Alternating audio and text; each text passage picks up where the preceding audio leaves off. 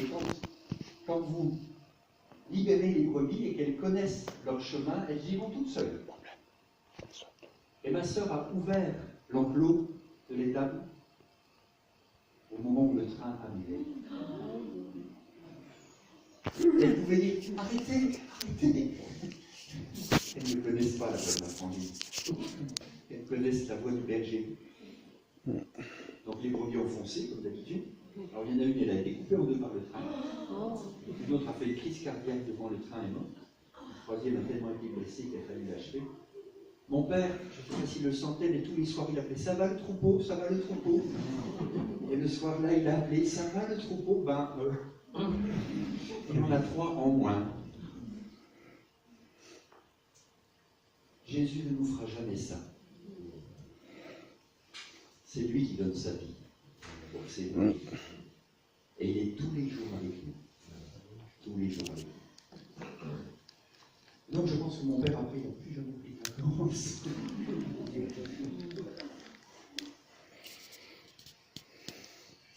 Tu vois, lui, la tête. J'ai vu quelque chose d'assez spécial se passer dans le troupeau en plein mois d'août, en plein été. Vous savez, c'est un climat continental, il fait très froid l'hiver, mais il fait très chaud. Et dans les vallées vosgiennes, il peut faire très chaud l'été. Et on voyait les bêtes, les brebis, commencer à s'agiter.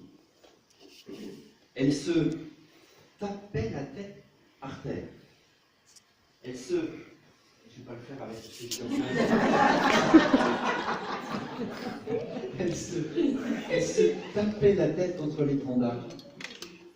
Il y avait quelque chose qui allait mal. Et je voyais mon père arriver avec une huile de sa fabrication. Et il mettait sur leur tête, en fait, les brebis étaient attaquées par des mouches.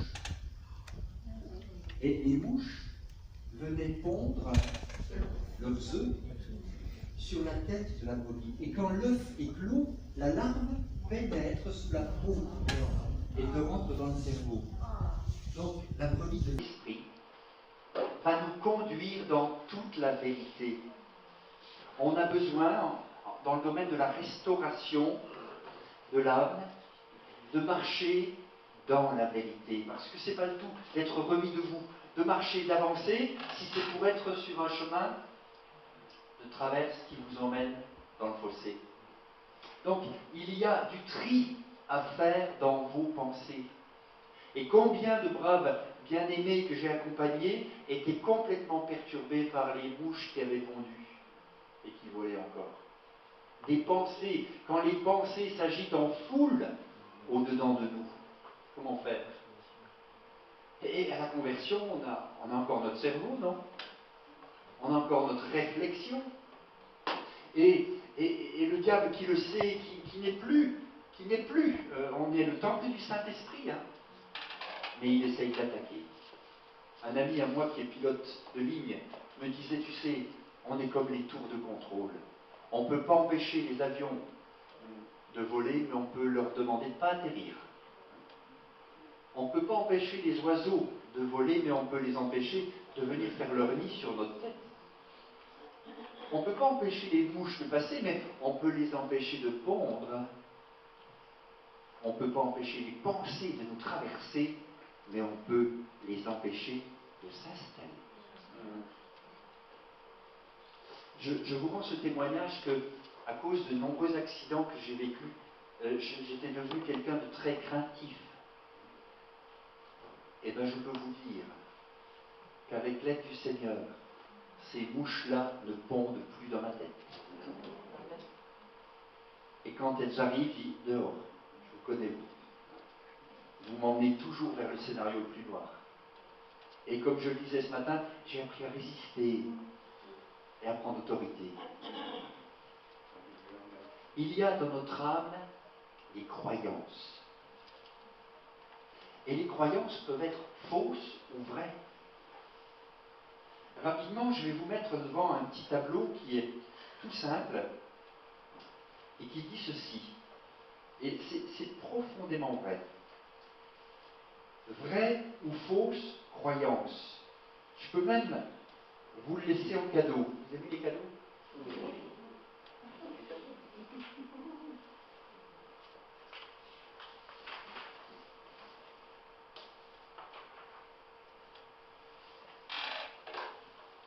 Les fausses croyances sont donc des mensonges. Mais des mensonges qu'on croit vrais. J'ai donné l'exemple de si on dit à quelqu'un « t'es nul », il va croire au bout d'un moment qu'il est nul. Et il va aller d'échec en échec. Dieu ne parle pas comme ça. C'est donc un mensonge projeté par l'entourage. Ou alors ce sont des mensonges de survie, c'est-à-dire c'est nous-mêmes qui les avons mis en place. Et moi, concernant la crainte, j'avais mis en place une croyance dans ma tête que la vie était très dangereuse et qu'au coin de la rue allait m'attendre le prochain accident. Alors j'avançais tout doucement, plein de crainte. C'était pas une vie, c'était pas une vie. Quand la croyance est fausse, elle te gâche la vie. Quand une croyance est vraie, elle est fondée sur la parole de Dieu, la vérité. Quand une croyance est fausse, elle est fondée sur la peur. Et elle est générée par des pertes, des souffrances, qui nous font croire que. Quand une croyance est vraie, elle affirme ta valeur, elle te permet de grandir. Quand une croyance est fausse, elle te rabaisse, elle te diminue. Quand une croyance est vraie, elle te fait faire des expériences de vie édifiantes pour toi et pour ton entourage. Quand une croyance est fausse, elle te fait te comporter d'une façon destructrice, sur la défensive, et tes relations sont douloureuses. Quand une croyance est vraie, elle produit des relations sûres et saines. Quand une croyance est fausse, elle aboutit à la séparation et à l'isolement. Quand une croyance est vraie, elle génère la paix et la confiance. Quand une croyance est fausse, elle génère l'anxiété et l'épuisement. Cadeau. À dupliquer pour tout le monde. D'accord? Méditez ça.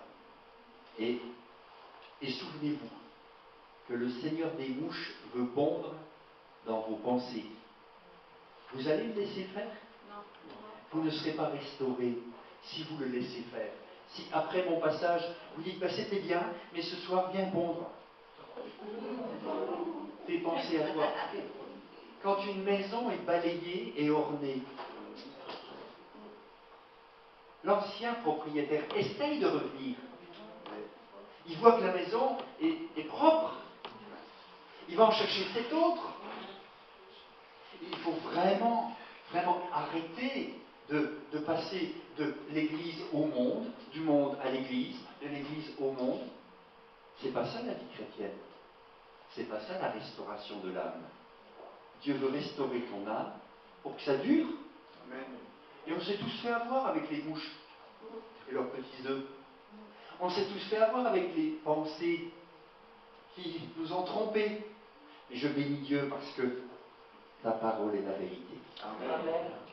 Et ton esprit me conduit dans toute la vérité. L'onction que vous avez reçue vous enseignera toutes choses. Amen. Merci Seigneur pour ton onction. Et donc c'était un antiparasite. L'huile sur la tête des brebis de mon Père. Un antiparasite. Soyez des pentecôtistes sous cet angle-là, avec une onction qui vous permet de garder les bonnes pensées et de refuser les mauvaises. Tu oins d'huile ma tête. Je n'avais jamais vu ça comme ça avant. Je ne sais pas si ça vous apprend quelque chose, mais le psaume 23, il nous en dit des choses. Hein. Je n'avais jamais vu ça comme ça. Je tire ça d'un excellent bouquin de Philippe Keller qui est sur un berger médite le psaume 23. Lisez-le, verrez, c'est plein d'enseignements. Il le dit d'ailleurs. Et je l'ai vu chez mon père qui appliquait de l'huile sur la tête des brebis en plein été. J'ai un remède pour les mouches. J'ai un remède pour les fausses croyances. J'ai un remède pour les mensonges. C'est l'onction, une onction de vérité.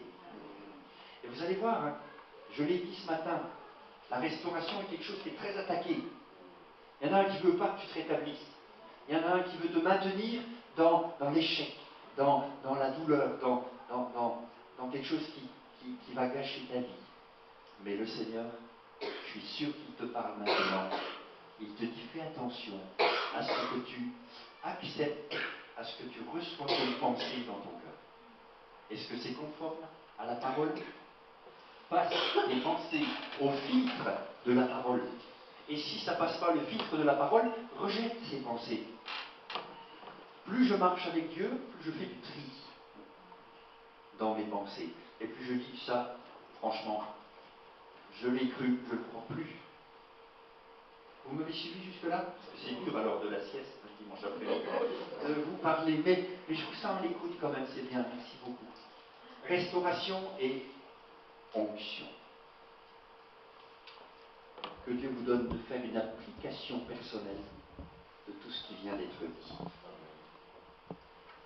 Nous continuons, et la suite me parle de persévérance. Et oui, puisque la brebis dit tous les jours jusqu'à la fin. J'ai une nouvelle à vous dire, c'est que Dieu nous restaure et nous restaure encore. Vous aurez besoin de persévérance. Ne soyez pas impatients, parce qu'on est dans un monde très impatient, et des boutons partout. Distributeur de ceci, distributeur de cela, mais chez Dieu, il n'y a pas de boutons. Et il nous apprend la persévérance.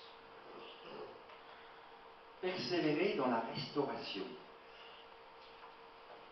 Il m'a restauré, j'ai appris à faire du tri dans mes pensées, et il y a eu des jours, je vous le confesse, où je sentais rien. D'ailleurs, on marche par la foi, papa. Le senti. Vous savez que le sentiment.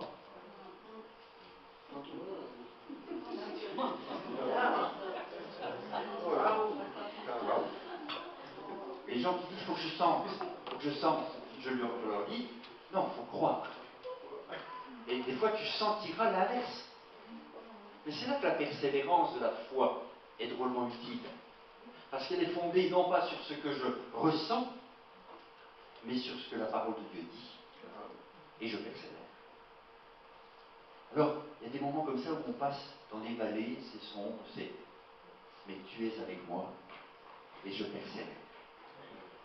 Je me souviens d'un été, on a des enfants en Alsace, et cet été-là, tout le mois d'août, avec ma femme, on a décidé d'aller les aider.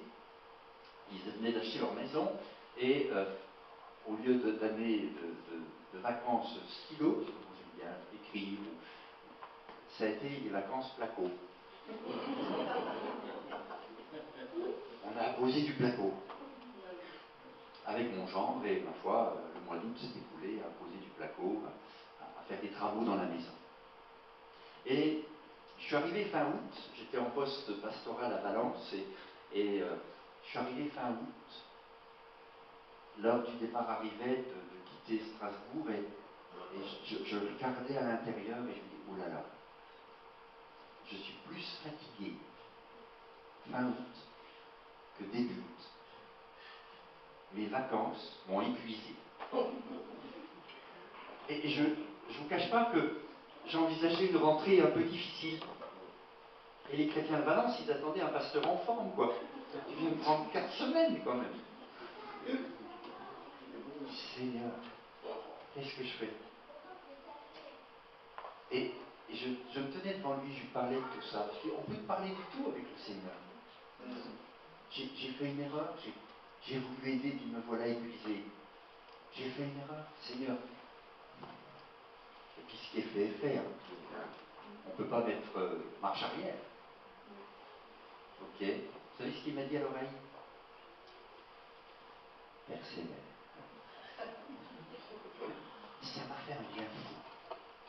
une parole venant de Dieu, moi ça me nourrit. Moi, je dis mais oui. Et j'ai commencé à regarder dans ma Bible et dans la concordance persévérance, persévérer. Oh là là, mais il y a des textes qui en parlent. Je les ai lus, relus. Et quand je suis arrivé à Valence, j'ai dit, vous savez, pour cette rentrée, on va placer cette rentrée sous le thème de la persévérance. Tout le monde a reçu. On a eu une rentrée bénie. Et je ne peux pas vous dire autre chose ici à Villefranche, persévérer.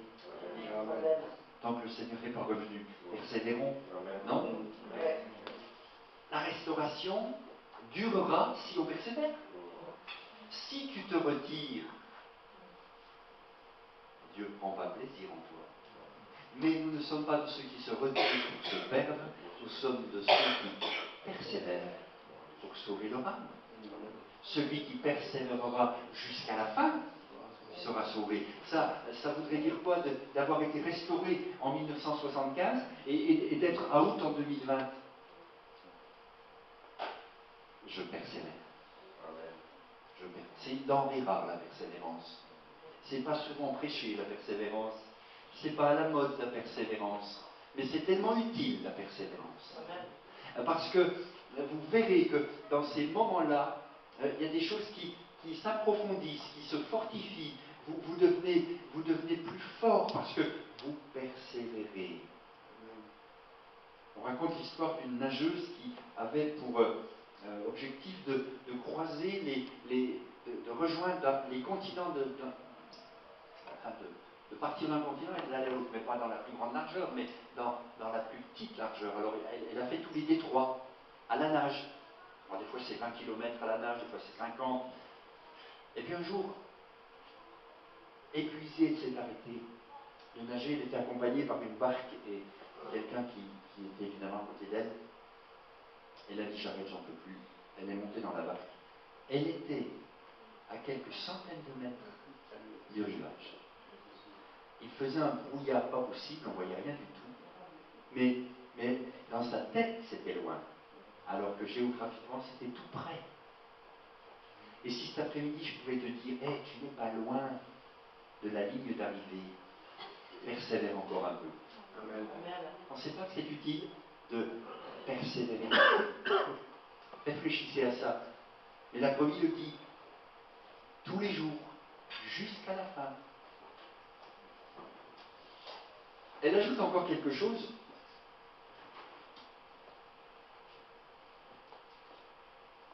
Elle dit qu'elle habitera dans la maison de l'Éternel, dans la maison de Dieu, ou une autre traduction dit qu'elle reviendra dans la maison de l'Éternel jusqu'à la fin de ses jours. Restauration et communion avec l'Église. C'est très important parce que je travaille avec l'Église, je travaille avec la parole de Dieu, mais je travaille avec l'Église. L'Église est le moyen de Dieu pour vous aider dans la restauration. C'est à l'Église que Dieu, c'est avec l'Église que Dieu travaille pour restaurer les âmes. Et il n'est pas question d'être restauré et de devenir un électron libre qui fonctionne tout seul entre les planètes là-haut. Non, c'est dans la maison de Dieu. C'est important cette affaire parce que j'ai l'impression que dans les derniers temps, la notion d'église disparaît de plus en plus. Peut-être avec l'aide d'Internet, on peut tout avoir à la maison. Ah, vous pouvez tout avoir, mais vous n'avez pas de communion fraternelle. Une sœur m'a dit un jour, je suis le culte sur Internet. Je dis, que Dieu vous bénisse. Moi, je suis d'accord qu'on le fasse. Comprenez-moi bien.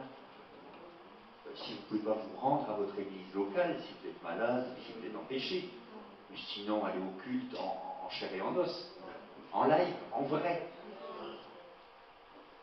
Et donc, elle faisait partie maintenant de l'église virtuelle. Et puis un jour, il est tombé malade. Et on lui a fait ses courses. Et elle a compris. Elle dit, je crois que je dois revenir. C'est parce qu'ils ne sont pas là, les gens d'Internet, pour venir faire vos courses. Ah non, ils sont à 500 km.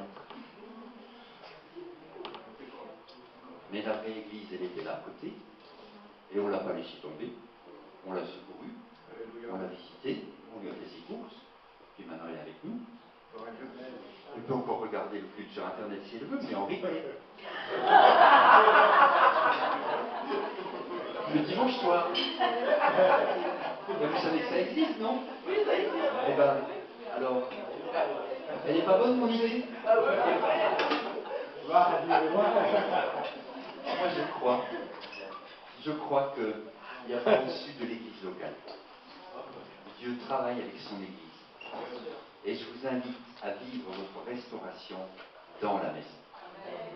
Dans la maison. Il y a un verset dont la traduction est un peu à améliorer, je crois. C'est Hébreux 10, 25 qui dit « N'abandonnez pas votre assemblée ». Et on s'en est servi des fois comme gourdin. Hein? Les versets gourdins, je les appelle. On tape avec ces versets sur nos frères et sœurs qui ont envie de partir. N'abandonnez pas votre assemblée. C'est écrit. Boum, coup de verset. On ne soigne pas les gens à coup de verset, gourdin. Parce que le texte pourrait être traduit de la façon suivante, et ce serait beaucoup plus proche de l'original. Ça veut dire, n'oubliez pas de vous rassembler. Parce que ce qui est dit ici, c'est que Dieu veut qu'on se rassemble. Dieu veut qu'on se rassemble. Parce que quand on se rassemble, il y a quelque chose qui est unique. Qui est unique, c'est la communion. C'est la présence de Dieu au milieu de nous. C'est la prédication de l'Évangile. C'est la louange, l'adoration. Bien sûr, tu peux le faire à la maison, mais il y a quelque chose d'unique quand tu le fais avec tes frères et sœurs. Dans la maison de Dieu. Restauration et communion avec l'Église. C'est hyper important. Au siècle, chacun fait ce qui lui semble bon et se nourrit directement, suivant ses aspirations. Et ça, c'est quelque part quand même un petit peu dangereux, parce que vous êtes le seul à juger de l'enseignement que vous écoutez. Acceptez plutôt le regard croisé des frères et sœurs qui vous diront, tu sais, fais gaffe à ça, fais gaffe à ça. On est là pour se protéger les uns les autres. C'est toujours bien emballé, hein. Le bonbon est toujours bien emballé. Mais à l'intérieur, il peut y avoir un poison. Et le discernement du corps de Christ, donc de l'ensemble, nous permet d'être gardés. Et la restauration, c'est quelque chose de tellement précieux que je ne voudrais pas la gâcher en m'éloignant de l'Église. Non, maintenant je vais bien, j'ai plus besoin de vous. Ben, je suis devenu un orgueilleux. Je suis devenu un insensé. On a toujours besoin les uns des autres. Et la Bible dit, prenez soin les uns des autres. Et donc, je crois que la raison qui m'attache aujourd'hui à l'Église, il y en a plein des raisons qui m'attachent à l'Église, mais une des raisons, c'est que les consolations dont j'ai été l'objet me permettent de consoler ceux qui ont besoin de consolation. Et c'est ce que je suis venu faire ce week-end avec vous. Hein. Je vous raconte comment il m'a consolé, restauré, guéri. Et ça me fait du bien. Alors si Dieu te restaure, c'est pour que tu fasses du bien à d'autres. C'est pas pour que ta restauration devienne, comment dire, ta médaille, te plaçant sur, je sais pas, au-dessus des autres. Non, mets-toi à leur niveau. N'oublie pas d'où tu viens. N'oublie pas comment tu étais. N'oublie pas la grâce de Dieu qui t'a cherché et trouvé et restauré. Mais reste dans la maison de Dieu. Et ce que tu as reçu, donne-le.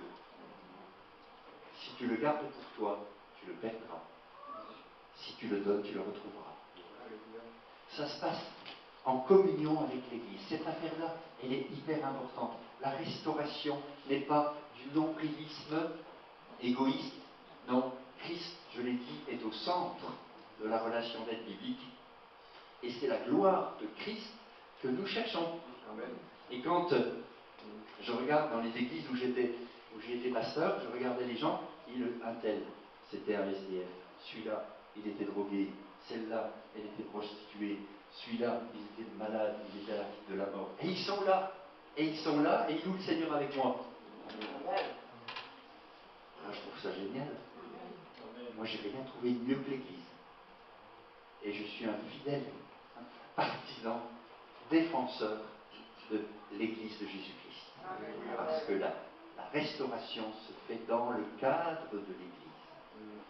Je ne suis pas contre d'aller voir, comment dire, et c'est l'objet de ce week-end, quelqu'un d'extérieur qui passe, qui vous parle du sujet, qui a creusé un peu les choses, qui a lui-même vécu les choses, ça fait du bien. Mais ça ne veut pas dire que votre pasteur et son stagiaire ne sont pas aptes à vous écouter. Il y a dans l'Église des frères et sœurs, on en parlait autour de la table à midi, qui ont ça à cœur. Formons-nous un petit peu, structurons un peu les choses, apprenons ensemble. Je dispense personnellement des formations là-dessus, et les frères et sœurs, ils s'équipent, ils y vont. Et après, dans l'Église, il y a un service de visite, d'accompagnement, d'écoute. C'est génial. Parce que c'est pas le pasteur qu'il faut qu'il fait tout. C'est tout un groupe qui s'est formé et qui donne à l'Église un autre rayonnement. Vous m'avez suivi? Vous ne dormez pas? Il va falloir que je termine quand même. Restauration et épanouissement. La coupe de la brebis, elle dit « ma coupe déborde ». Elle dit que le bonheur et la grâce l'accompagnent tous les jours de la vie. Ça vous donne pas envie? La restauration, c'est cette qualité de vie que le Seigneur a en réserve pour chacun. J'aime bien les mots. Ils sont choisis. Ça déborde. J'ai épousé une champenoise. Et en Champagne, il y a du champagne. Elle est belle la France. Elle est belle la France avec tous ses vignobles. Enfin, le Beaujolais, c'est bon aussi. Hein. On va avoir problème avec la région. Bon, donc je rencontre Noémie, je découvre la Champagne et le Champagne. On va un jour visiter une cave, une célèbre cave à Reims, et je vois quelque chose d'assez étonnant, une pyramide de coupes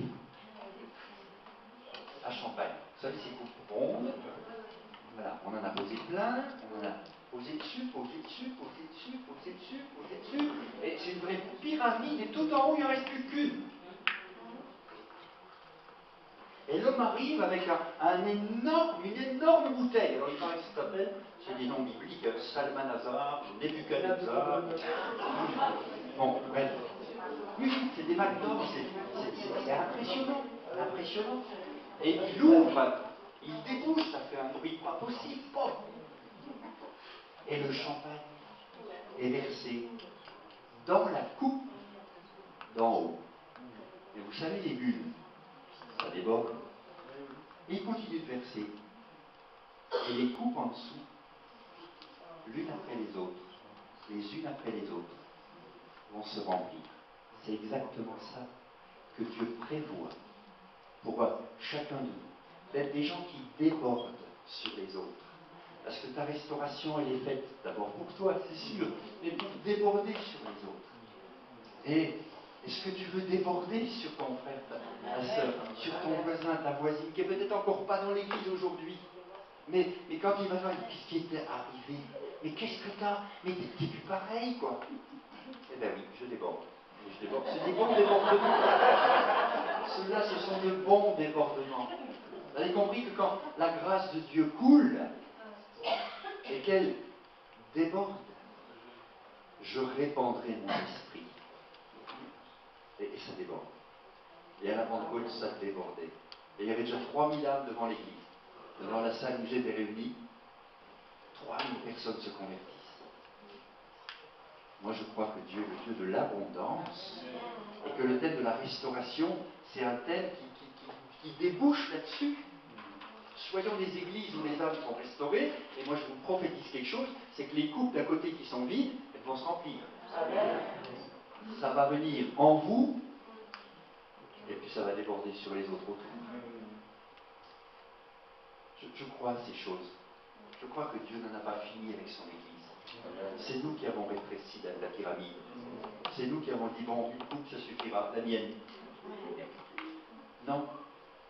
Le prédicateur de ce congrès nous disait, il parlait des vases vides, avec la pauvre veuve du temps d'Élie. Et quand il n'y a plus de vase, il n'y a plus d'huile. Mais tant qu'il y aura des vases vides, il y aura de l'huile qui coulera. Il y aura de l'huile qui coulera. Alors, on s'est tous présentés, on était près de 700 personnes, on s'est tous présentés devant Dieu, on est vide, Seigneur, remplis-nous. Donc on revient, on est rempli, et vous l'avez senti, moi je suis en train de vous remplir. Ok? Mais cette semaine, cherchez à remplir quelqu'un d'autre. Ce que tu gardes, tu le garderas. Ce que tu donnes, tu le retrouveras. Que Dieu soit béni. La restauration va jusque-là. Elle va jusqu'aux autres.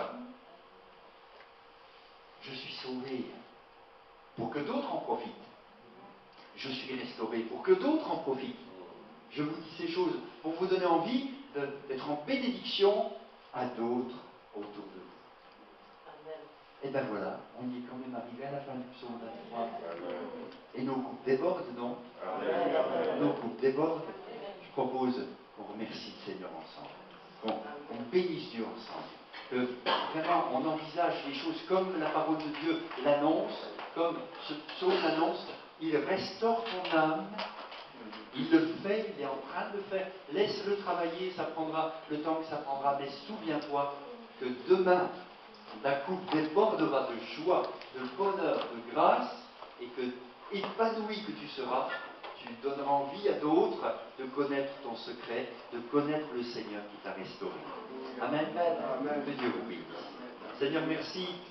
Merci pour ta parole. Merci parce qu'elle est vraiment cette vérité dont on a besoin. Merci pour cette huile qui, ce Saint-Esprit, cette parole de vérité qui nous conduit dans toute la vérité, qui nous enseigne les choses, qui nous protège de toutes les pensées diaboliques. Seigneur, nous voulons vraiment te remercier parce que tu mets à l'abri nos pensées en Jésus-Christ.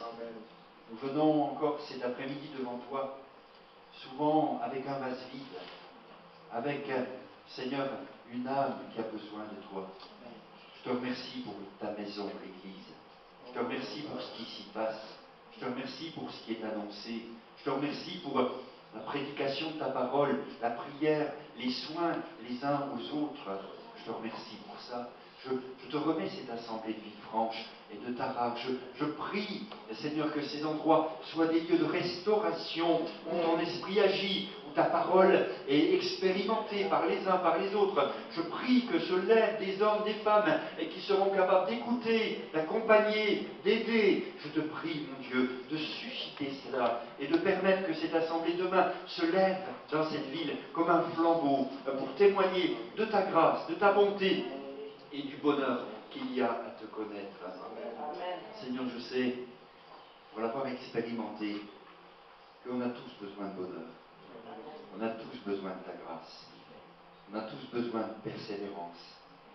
On a tous besoin de se pardonner les uns aux autres pour continuer la route. Et je prie que dans ces choses, tu sois plus que vainqueur. Amen. Amen. Amen. Amen. Dieu vous bénisse. Merci pour votre bonne écoute. Amen. Voilà, merci Seigneur pour ce week-end, pour ce thème de la restauration. C'est un début, une nouvelle aventure que le Seigneur désire nous faire vivre. Amen. Et surtout, j'ai apprécié comment c'est terminé. En réalité, c'est pas fini. Il faut que ça continue de couler. Amen. Que ça continue de couler pour que d'autres qui sont tout autour de nous soient contaminés de la bonne contamination. Amen. Voilà, donc le frère, nous le remercions de tout notre cœur. Amen. Amen.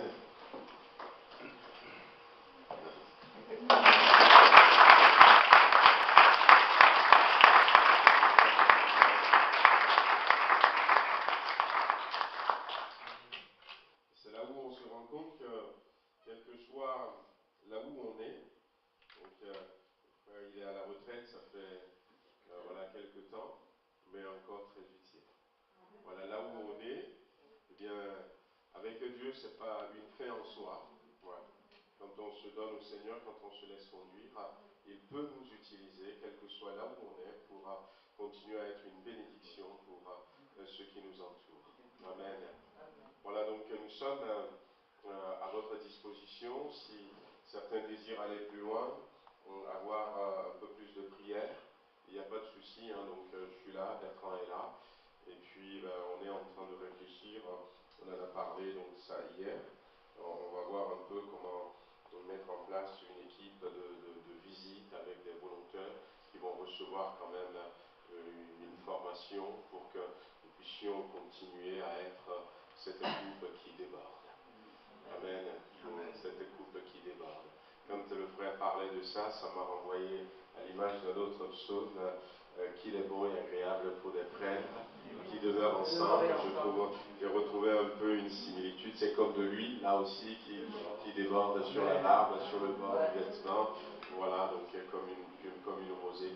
Et je crois que c'est le cœur de mission de l'Église, impacter les autres. Voilà, vraiment que le Seigneur nous aide. Avant de finir, j'aimerais que nous puissions prier pour le frère, donc demander que le Seigneur le bénisse et le Seigneur le soutienne dans ce beau travail qu'il fait. Amen. Voilà, on va demander à Jean-Marie s'il veut bien.